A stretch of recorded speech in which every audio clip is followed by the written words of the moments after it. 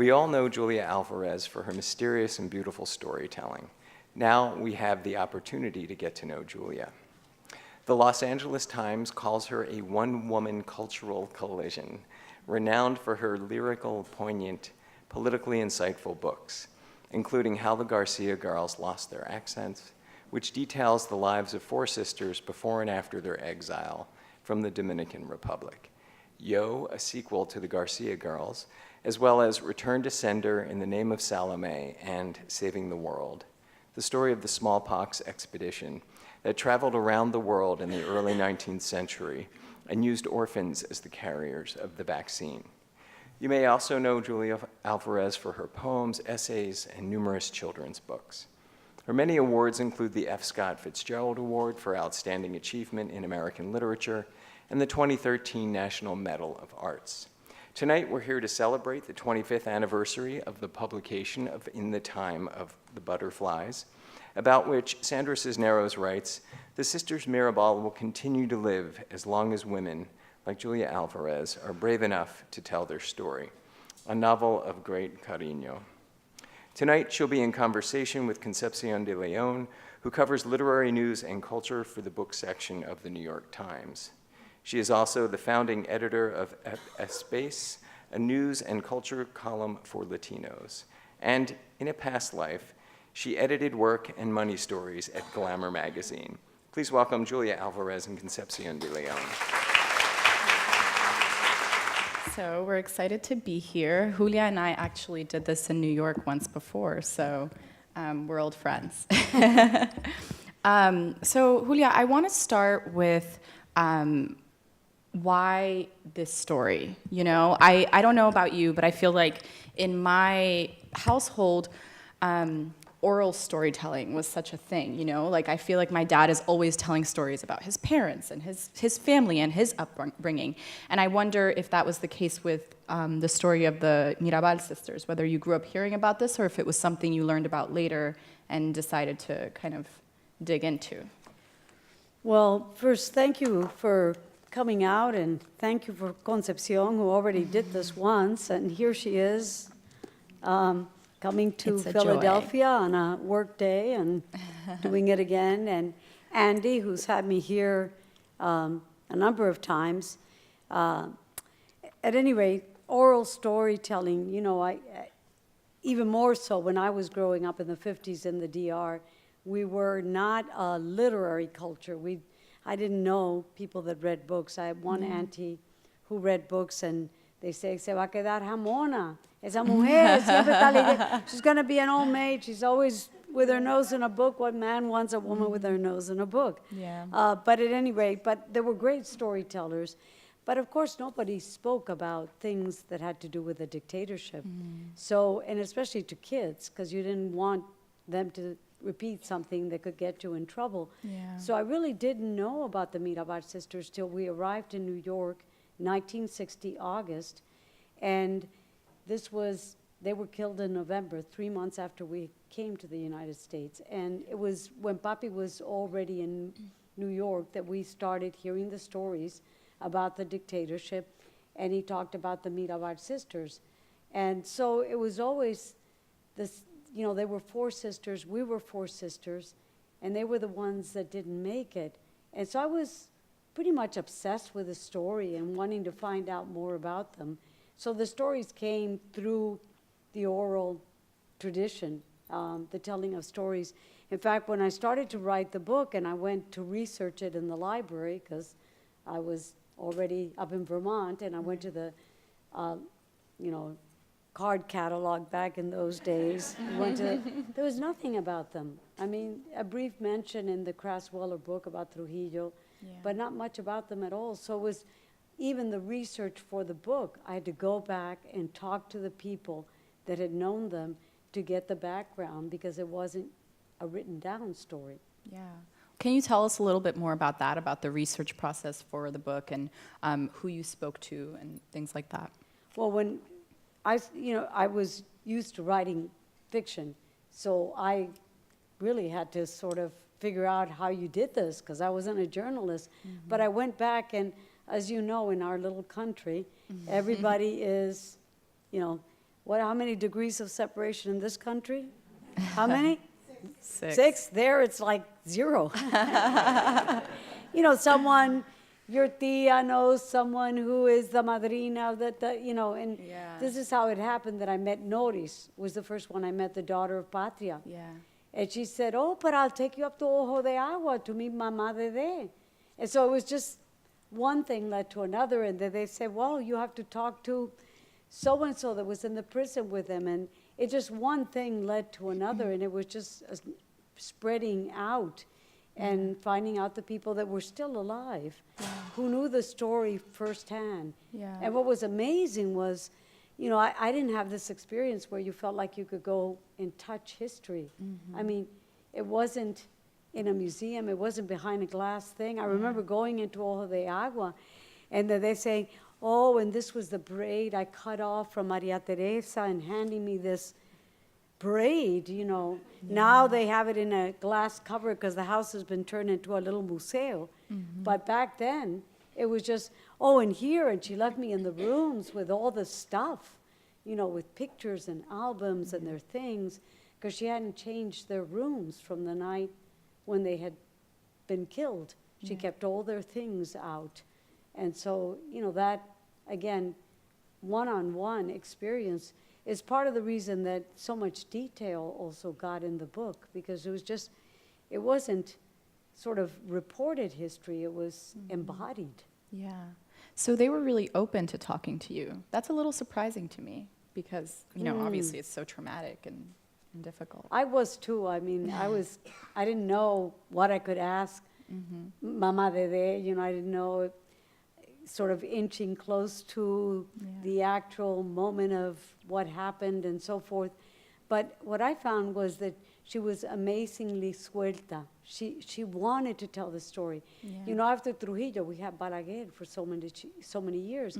So even though there was no longer the kind of censorship of before, she was afraid and people were afraid to speak out. Yeah.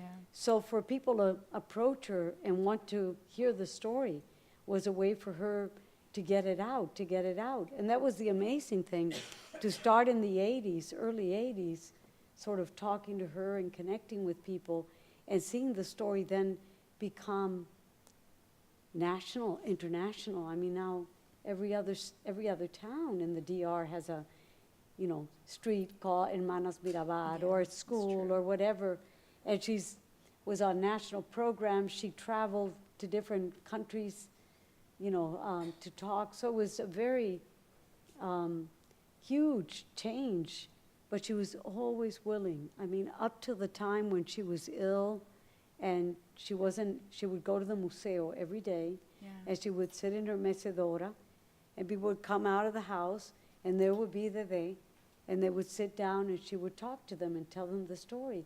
And she said, I said, Dede, this is, you know, you need to conserve your strength. And she would say, me da vida, you know, to talk about it. Yeah. How did you start writing to begin with? I know that, well, I know, but tell everyone, you know, sort of how you came into that profession and how you realized that it was what you wanted to do. Well, I wasn't a kid that you would have pegged as the one that was going to be a writer. Kids love to hear that I flunked every grade through 5th grade. Wow. I had to go to summer school so that they would pass me to the next grade. They said, Julia is, I mean, I probably would have been put on a spectrum and medicated because they said I couldn't pay attention. Yeah. I didn't want to stay in my seat. I was bored. You know, the books that we were reading in a dictatorship, I mean, it was so deadening to be. Oh, this was in DR. In the DR, in the okay. DR. Yeah, that makes But you know, the minute I got home, and one of the tías said, ven acá, déjame contarte un cuento. I would sit down and I would be no problem with paying attention. Yeah. In fact, I would be a nag. You know, cuéntamelo otra vez. Ay, ese cuento de la ciguapa, cuéntamelo. You know, I was always wanting the stories. So I think I love stories, but I didn't like reading or writing. But coming to the United States, having to learn a second language intentionally, which is what you have to do as a writer later. I keep telling my students, Yeah. I say, it's my native language. You have to learn it again as a writer. You know, why this, why happy instead of glad? Why glad instead of satisfied? You know, these little things that you have to learn as a writer, you learn it as a second language when you're young. And so I was paying attention to words, and I had wonderful sixth grade teacher who got me, who could see that I liked stories and put the right ones in my hand and sent me to a library where there were so many books, and the librarians that got to know that, you know, what kind of things I was interested in, encouraging me. And it was just that the worst thing that could happen to us, having to leave everything behind and lose everything, turned out to be this opportunity to connect with an inner resource that I probably culturally wouldn't have been encouraged to do so back home. Yeah. Yeah. Wow. Wow, Yeah. for real. That's right. Yeah. Were your parents encouraging? Like, were they encouraging from the beginning? Did they have to come around? I think when we first got here, it was very important to get an education and to be obedient, so we wouldn't be sent back. That was always the threat. You get a low grade, they're going to send us back. Oh my God, etc. Same. And so it was just, but anything that was education, they would encourage. Yeah. And when I wrote poetry, they loved the idea that I was writing poetry because they never read it, And so I would say they were encouraging until I started writing stories. And then they were shocked. They were not happy with Garcia girls at all. ¿Qué van a decir la gente? Oh my gosh, these girls are crazy and wild, and they know about drugs and they know about sex. And we're from a nice family. Were they like, this isn't you, right? No, I know, that's what I kept saying. Yeah. This is fiction. Yeah, it's a family with 4 girls. We're 4 girls. ¿Qué tú crees? Que yo soy tonta. I know who this is. So it was not easy. It was not easy at all, when I started publishing. How did you work through that? Because I feel like that's a big fear of mine in writing in general, is that I write about my culture and my family quite a bit. And thankfully, nothing has been translated to Spanish yet, so no one knows what I write. It's actually quite liberating. But I'm thinking, like, if I ever write something and people read it, yes. my family will freak out, because it's the same kind of mentality of, like, things should stay in the family, like you have to save face, etc. And how did you deal with that as a writer? Especially when you're a minority culture or you're marginal and an immigrant, you already feel like you have enough bad press out there. You have presidents calling you rapists and druggists and murderers. So, the whole thing is, to put the best foot forward, to present yourself, as very respectable and so forth. And so it was tough. It was tough. And I don't think there's a way around it. Elizabeth Acevedo, who I was with in New York, she said, her parents were there. And I said, are your mommy and papi here? She said, oh, yes. And I said, so are there certain things we should avoid? She said, they don't understand any English, don't worry. My God. They're just here to present. So I made sure that whenever I said things in Spanish, it would just be airbrush things. PC. PC things. But, it's funny because one of the books that really opened me up and gave me kind of a permission to write my story was Maxine Hong Kingston, The Woman Warrior. Yeah. And she starts that memoir, novel, whatever genre you want to call it, by saying, my mother told me never, ever to repeat this story. And then she tells the story. And I told her, Maxine, every Latina I know could start their novel with that sentence. Yeah. And that's what we started talking about. And Edwy just talked about it with the Haitian American community. This sense of what stories, put out the Pollyanna story, put out the, Little House on the Prairie equivalent story, but don't put that, we have problems, that we have alcoholics, that we have sexual abuse. Don't put that out there, because what will people think about us as a people? And it lays a heavy thing on you because not just your family, but your community, that you're, you know, going to embarrass. And that's not the point. The point is, if they're fully credentialed, fully accepted, they have to have the range of complexity of any human being. They can't just be a certain package, airbrushed, allowed kind of, that's tokenism again. Yeah. And we do it to ourselves out of fear and censorship within communities. Yeah. How did you deal with that as a young writer? Because I started writing when I was, writing for real, but when I was like in 15, I was a teenager, and I remember I wrote something about my family, and I put it on like one of those live journal things like that people used to do back then, and I had my friend read it, and I was so proud of it because it was, to me, it was well written, and I was sharing something that I was really proud of. I was really proud of the literary kind of merits, and the first thing she said was, you're okay with people knowing that? Like, you're going to share that, you know? And I remember it really took me back. And I was like, wow, like, should I be ashamed of this? Is this something that I shouldn't share? And I don't even remember quite what it was at this point. But I wonder, again, I was a young writer, and that really affected me for a long time. And so I wonder how you dealt with the sort of pressure of being a young Latino writer who, in a community of writers that was not necessarily super inclusive of that at that time. Boy, I do wonder, because I know that sometimes I'm sure you experience this in the act of writing, you want to get as close to the experience and touch it with the writing. And in a way, you don't think about that. And it's only in the later stages, like I'm just finishing a novel and it's starting to be real that it's going to be coming out, and I'm thinking, oh my God, I'm going to get some flack on this one from and I'm seeing it already out there, but I didn't think I was so involved in it when I was writing it. Yeah. I don't know any way around it except that there's a kind of intimacy when you're writing that you don't even sometimes have with your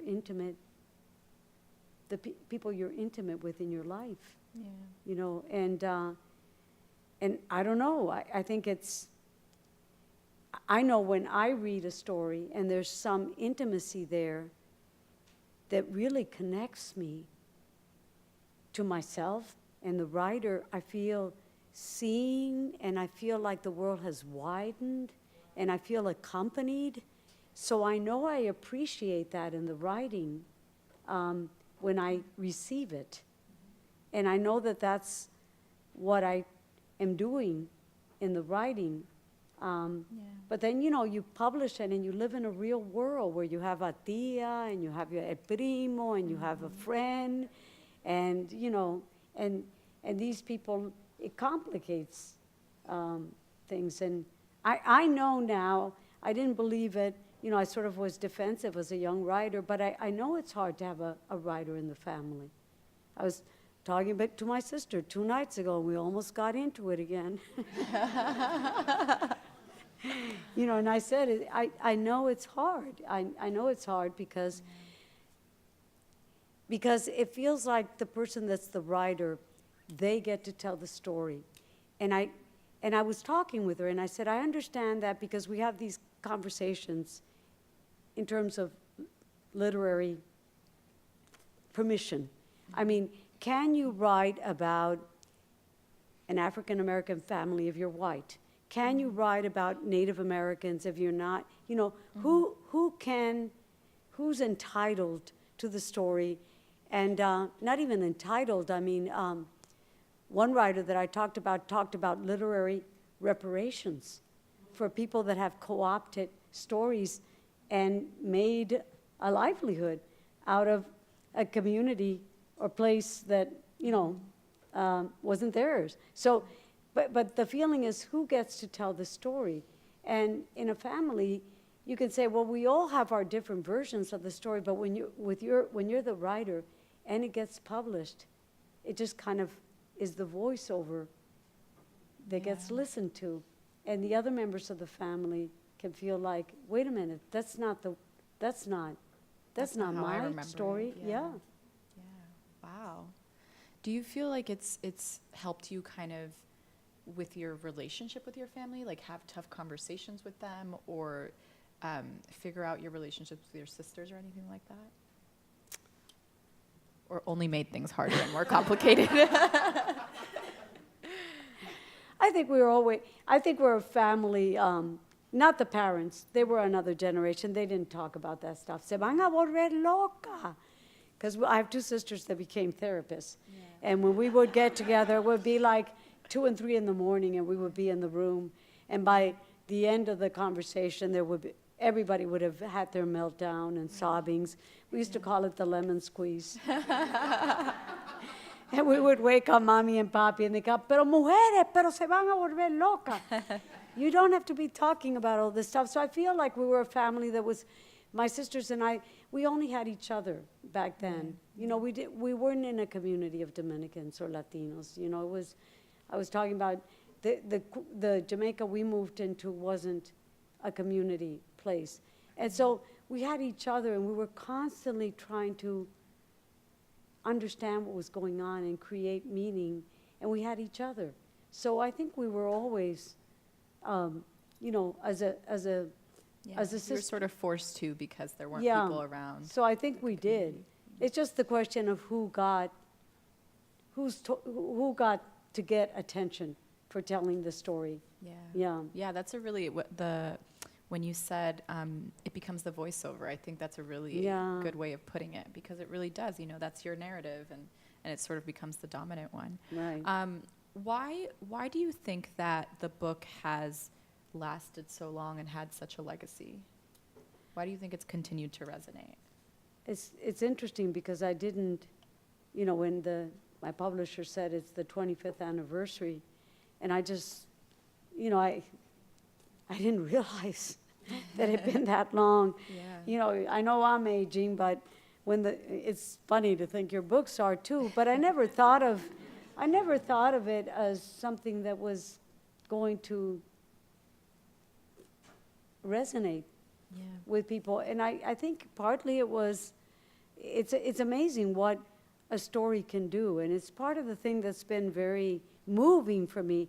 Not this book, but affirmed a faith that I have in the power of story to transform people, minds. It happened to me individually, but to think that it can happen in a wider spectrum. I think I talked about this before, of the one book that really resonated with me as a kid was that my reading tia gave me the story of the Arabian Nights. Oh, yes. And the story of Scheherazade, who gets to save her life by telling stories, Yeah. and saves all the women in the kingdom, and changes the Sultan's mind and his misogyny.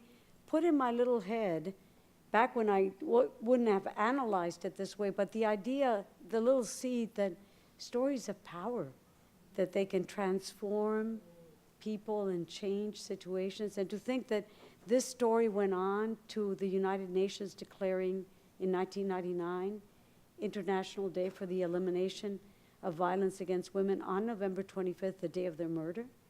To think that it's celebrated, or that's the wrong verb, commemorated worldwide, that there's all these demonstrations and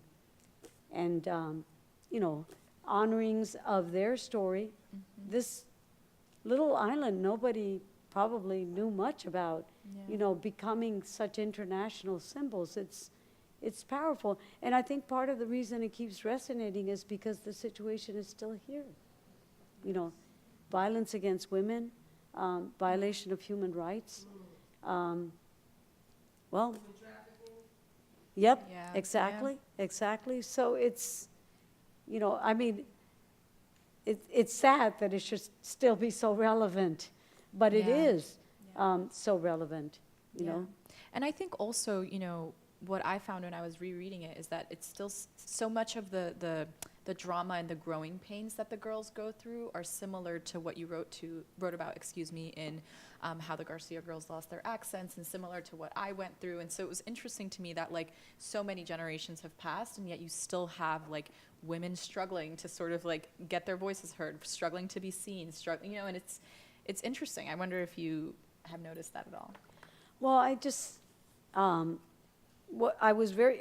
people say to me, why didn't you just write a biography? Yeah. Which is what I had set out to do. That's I why didn't I know was collecting all it really started, the whole writing of it started with a woman's press out of Washington State, Helene Victoria Press, it was called in the 70s, and they did a series of postcards on women heroines around the world, and they wrote me and asked me if I would choose a Dominican heroine. I said, well, can I choose the Mirabal sisters? Can it be 4? And they said, oh, sure. So when I went down to the DR to do research, it was for the thing in back of a postcard. That's how it started. And I just got obsessed, and I wanted to keep writing. So I think part of the thing that interested me, why I moved from biography and history to a novel, is that I became interested in character. And novels are the truth according to character, as opposed to just the compiling of the facts. I was interested in how these women in the 40s and 50s, at a time in the DR where women did not have a public presence, and they got so politicized and really started this whole underground movement. And I was curious what had brought that on. So it became a study of that process of politicization. And I think the fact that I come from a family of all girls gave me some understanding of the politics of the family in that kind of a family. Yeah. So I'm sure that a lot of my own experience got into my understanding of the dynamics among the Mirabal sisters. Yeah. Yeah. What's your writing process? Ooh, messy. Tell us about it. When I was a young writer, when I started writing, well, I was a poet first. That was my first love. And then the poems started to be very narrative poems. And a teacher talked me into taking a fiction writing workshop, and I started to tell stories. And I thought I wasn't a real writer, because I thought a real writer, back in the days when you did notebooks, got a notebook, wrote the story, and then went through and changed a few things, but just wrote it out. And my stuff was so messy, and I didn't know where something was going to go, and something that I thought was great had to be thrown out, and it was just so messy that I thought I wasn't a real writer until I started talking to other writers. So it's a messy process, and a lot of times, a lot of throwing away, a lot of rewriting, many, many years of working it through. And, for instance, I've been working on a novel before the one that I've now finished, and my agent read it, and he loved it, and he said it was ready, but I don't think it's ready. And so I just won't let it out. I just have to feel it's ready, because you guys have enough to do. I feel like I'm failing you if I put out if I put out something that it hasn't yet really felt like it's done, because I can get away with it now. That'd be terrible. Yeah. So I know one thing that I love about your story is that you didn't get your first book published until you were 41. Which is like amazing to hear for someone like me who's turning 30 next year and is like freaking out. My God. I'm like, I don't have a book yet. Concepción. I know, it's so ridiculous. But I think What you need is a pen name, because I can. I've thought about that. It's probably terror. You probably have many books in there. It's so much of what we talked about today, right? Yeah. Like writing about your family, or writing about things that have to do with your family. Yeah. And also I think people are getting published really young these days. Like people are getting published at 27, 26. So it's like, I'm behind. fine, you know? Yeah. I'm not, but But look at John Keats. He was dead by the time he was 23. I mean, So- yeah. Oh, that's so dark. we could, or whatever. Fingers crossed. Yeah. No, they just that there. If you want pressure, there's pressure I know, out there. yeah. No, you're right. Yeah. Pressure to do it sooner, Yeah. that's true. So my question is, what advice do you have for young writers and people who are maybe worried? Like me, what advice do you have for me is really the question. Well,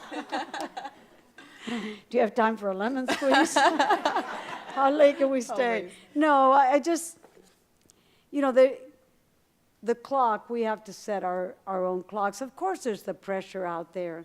But I think it's, I tell this, I now have retired, but I used to tell it to my students because they were so eager to get published because it somehow meant to them that they were, Made it. they had made it. And I said, what makes you have made it is that you write, That's the thing. The habit of writing is the important thing to develop. And, you know, if you're in it because this is what you love and have to do, that's the thing to focus on. And sure, you have to shift and put on your head where you're more the business of writing and try to get the book out there. And now, I mean, I think it's overwhelming because there's so many options. Yeah. Do you self-publish? Do you put it online? How do you do it? I had an agent who did all that, so I didn't even know about the whole business of it. But I think the thing with me is that it happened so late, so that by the time it happened, it didn't turn my head. That wasn't why I was doing it anymore. Yeah.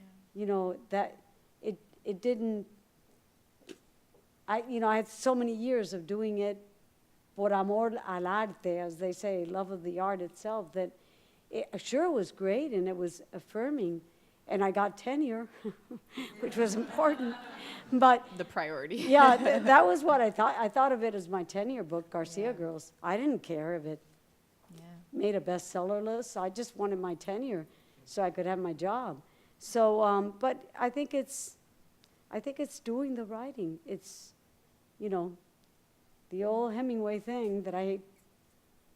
I mean, Hemingway is a problematic person to quote these days, but it's 1% talent, 99% applying the seat of the pants to the seat of the chair. It's writing and writing and rewriting and rewriting. And that's, yeah. I have a question that grows out of first reading the book and then having the privilege of going on a research trip to the DR for the Wow. purpose of developing curriculum for research projects for ninth graders that would have some touch point with the book, but go into whatever direction kids wanted to go. Wow. And so my son and I were in the DR in 2009, got to visit La Finca Alta Gracia when Naomi, wow. Naomi and Dylan were there, and got into the households in Los Maranitos because of Oh, my Dylan's goodness. connections and so on. But in the process of our trip, one of the newspapers featured a story about Sunita, and she and her family were at an event in Santiago where a street had been named after Los Perosos, and discovered that she had written a book. So we have to get a hold of it. Even luckily, a student had an uncle who could get it for us from the DR. Oh. And the pictures were what I was dying to find, the picture of her at Immaculada Concepción, and she didn't go to school there. So it was like the brilliance of Julia Alvarez conflating the stories of Minerva and Sunita and Lina Lobaton just exploded in front of us. It was so exciting. But the question that all that is the build-up to is, have you, in the course of working with the book and the 25 years since its publication, met Sunita Peroso? I have never met Really? that Sunita, only my fictional one. Uh-huh. And it's interesting because one of the stories that they told me was about how Minerva had gone to school with one of the Perosos. And that's how she started to learn about the dictatorship. So I did not, I don't know what two wires were there, but no, not at all. That is an amazing story. Yeah, She that's so found out she was in the novel. Interesting. I would love to see that book afterwards if I could look at it. So you don't know if she read the book or... I'm surprised she didn't know about it, because if she would...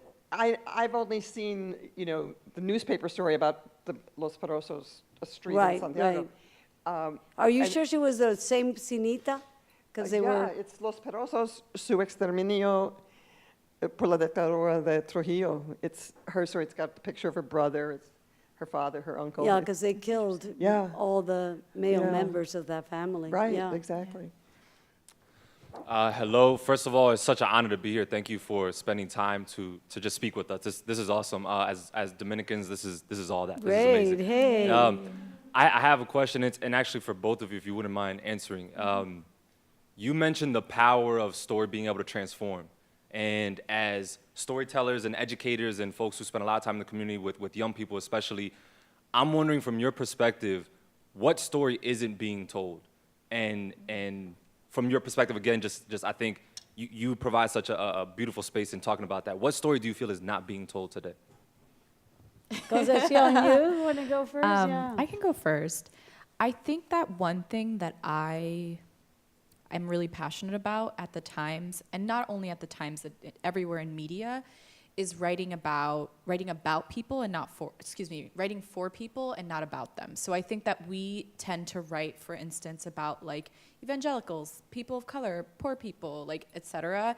We're writing about them, but we're not actually writing for them as if we're speaking to them. And so that's a real point of frustration to me. And I think that it extends to a lot of different groups, but my personal interests are minorities, or I should say people of color that are from lower income, have lower income backgrounds.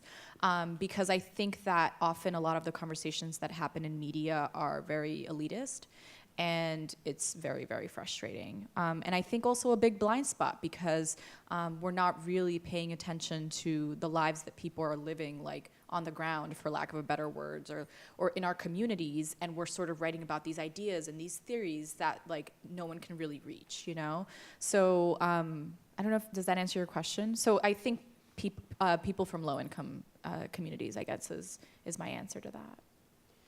Well, thinking about the island, I think one of the issues that is getting some attention with a sentencia that happened in 2013 is the treatment of Haitians and Dominicans of Haitian descent in the DR. And it is atrocious, and it is sickening, and it is shocking to me that the country that gave the world the symbol of human rights and of protection against violence is perpetrating this towards Haitians and people of Haitian descent in the Dominican Republic.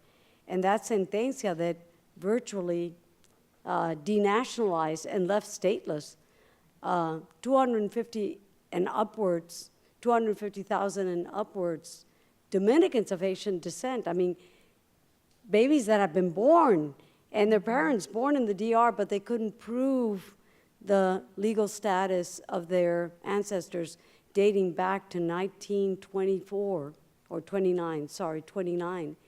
And suddenly they were rendered stateless, and they can't go to school, they can't access health care. If a job requires them to have a cédula, they don't have a valid one. I mean, that's a story that is getting out, but I think that situation is one that troubles me a great deal. And something that I wish were getting more attention, for sure. Hi, thank you so much for everything today. I think as a Latina who wants to write, and hearing you talk about, like, or both of you, like the many difficulties that you've encountered in trying to pursue what you know you are meant to do and what you need to do, but oftentimes is one of the hardest things to do. I really appreciate you talking about the pressure that, like, family places on us, and of especially the power of, like, storytelling to transform. And so, especially as women of color and especially as immigrants, I think there is, when we're talking about stories that aren't being told, I mean, I'm an undocumented immigrant, and so, like, even within the immigrant community, there's kind of like the right way of coming to this country, and then there's, like, the shameful, wrong, like, criminalized kind of way of doing so. And so even within immigrant narratives, there is, like, a very particular way of storytelling of there's, like, that perfect example immigrant that deserves to be here and that, should gain residency, citizenship, etc. And then there's the rest of us who, like, don't deserve any of that because of the way we came. And so I am encouraged, considering just how polarized, like, the political landscape is right now, that storytelling might be the way to kind of fix some of this, of how can we change people's minds? How can we humanize the issue? How can we learn, how do we, like, fix, something that seems to have no solution? And so I am really encouraged by everything you're saying. But I guess my question is, when you're mentioning, to become a good writer, you just need to keep writing. It's that habit that will really allow you to become a good writer. How do you get over the fear that that doesn't even allow you to begin writing, because there is, of course I'm scared that my mom is gonna be like, oh my God, like, that's not a reflection of our family values, what are you doing? But also there's the legitimate fear that, like, you could be persecuted, you could be deported, you could be, like, all these things if, like, you're speaking out, if you are admitting to certain things about, like, your status, if you're sharing particular stories. And so how do you overcome that fear to even just allow you to begin that writing process? Wow, that's quite a question. And talk about stories, stories that we need to hear more of, stories of undocumented, and that experience of immigration and of being a refugee and what that feels like, and this nuance that you just pointed to of even within our own communities, there's declensions of legitimacy and, who's entitled and so forth. I mean, what a story that is. But I have to believe it. I mean, I've now spent a lifetime doing it, that through stories, it doesn't just, it's not just an argument that you have a knee-jerk reactive, you already have an opinion on. You're getting involved in the story of the other. When you read, you become the other. That's what you're doing. You're not, this character, you're transferring your whole interest and attention to that. And I can't help but feel that just that action in itself, no matter the content, is stretching the muscles of compassion, because that's what compassion is, to become the other. And so I think for me, it's a very powerful force for change. My inquietude with it is that it's a slow process. It doesn't work quickly. And sometimes other issues. I just read the wonderful book, The Overstory by Richard Powers. I really want to read that. Oh my gosh. And that's very much about the environmental crisis that we're in and what's going to happen, and looking at the story of the planet from the point of view of the non-human. An amazing capacity in that book to get you. I mean, afterwards I walked around talking to all the trees. It really, a book can do that to you. It really starts to curate the way you see reality. A book that's that powerful. And Yeah, Sorry. no, And I please. think I'm just going to say one quick thing in reverse, just because I totally understand where you're coming from. I used to be undocumented, and I write about it, and I write about it with fear because you don't know, you know, and because I still have family members. And I think that, you know, I wouldn't put the pressure of writing for the public on yourself right away, at least. And start with like low stakes writing. Start with journaling. Great. Start with writing, because I think the inverse of that, of reading being a way into other people's lives, is that writing makes you more yourself. And writing is a way to sort of explore your own interiority. And so I think that you should take advantage of that, and don't think about your mom reading it, don't think about anyone reading it. Like, think about yourself and like exploring who you are and exploring what your thoughts are and how you feel about your status, right? Because I think often as immigrants, as people that are in this situation, we get so caught up in like our identity and like the particulars of our situation that we don't think about like how we feel about it. Like, it's traumatizing, you know? And so I think that you should try to sort of mind that and think about it on your own for a while until you feel ready to put it out in the world. And maybe removing that pressure of having someone else's eyes on it will help you open up a little bit more. So I read this book last year, and when you were talking about meeting Day, I don't know how to pronounce it. Dede, yeah, Day. Dede. It reminded me of the beginning of the book, and I was wondering if that was you, and then I actually went back and saw that it was in 1994, and you know, you do the math, that's about 25 years ago. So I'm guessing it was. And my question was, how did you decide that this interesting perspective that actually involves you in it would be a good way to start the book? And how did you approach writing this from her perspective? That's a great question. When we were talking about not knowing that it's a messy process, you didn't know what you were going to do. I didn't know. First, I thought it was Minerva. It was going to be from Minerva's point of view, the whole thing. And then I thought, you know, that it wouldn't give me enough mobility and able to deal with all sides of the story. So then I was thinking of other characters. And at one point between chapters, I had newspaper clippings and different memorabilia things that were going to be like interludes. I mean, it was messy. But slowly I really got into the idea of they being the one that carries the story forward, because she's the one that survives. And the reason people say, yeah, why did you put yourself in it? And it wasn't really, you know, when you're writing, you really do disappear. It's not about you, it's strategies.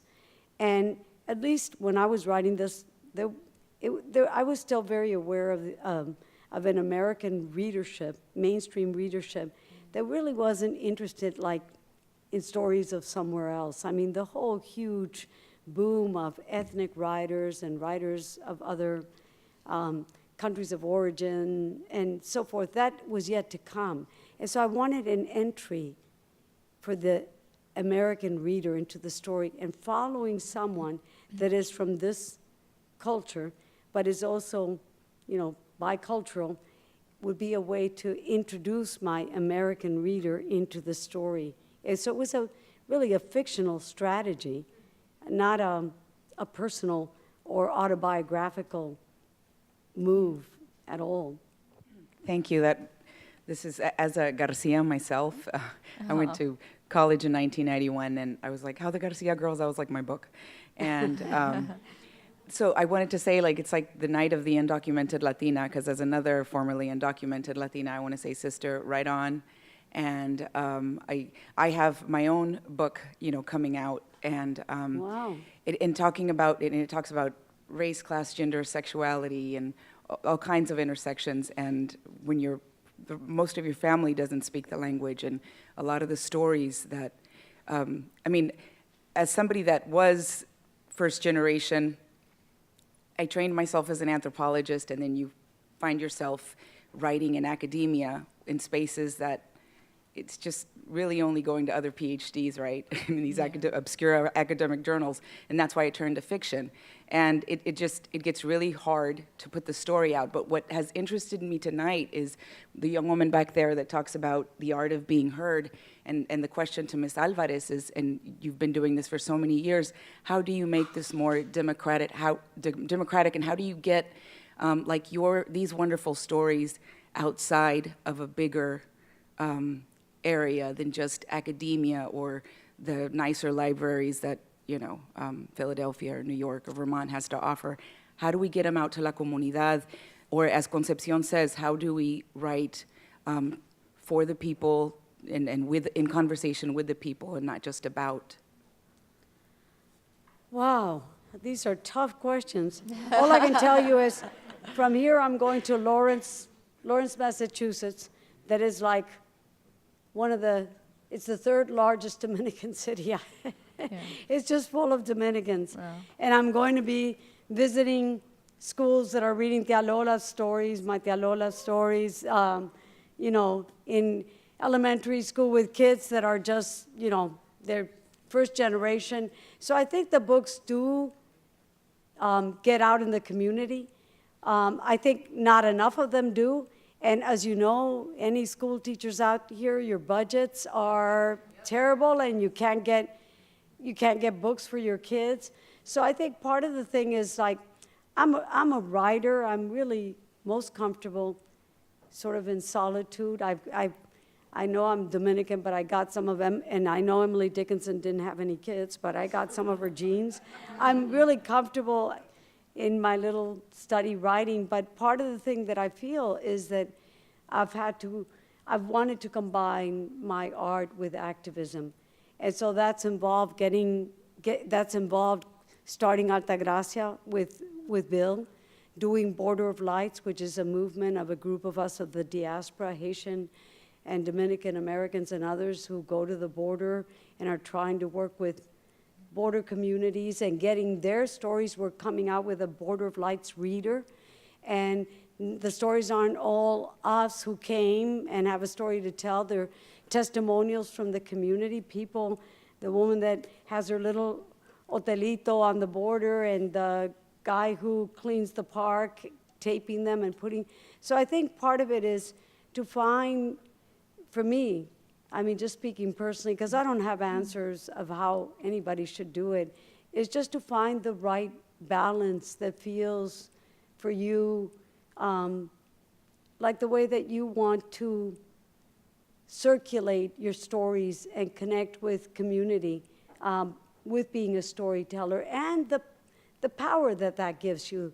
You know, the fact that people, like my sisters tell me, people are going to listen to you, not us, So what does that mean when people are listening to you?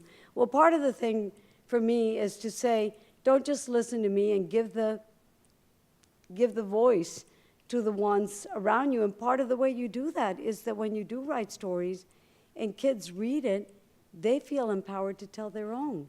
I mean, that is a huge permission that comes. I didn't feel like I could tell my story till I read Maxine Hong Kingston, because I didn't have Sandra Cisneros, I didn't have Ana Castillo, I didn't have all these writers, but I read Maxine Hong Kingston. So I think that's what I mean, the power of the story itself. Well, thank you. Thank you.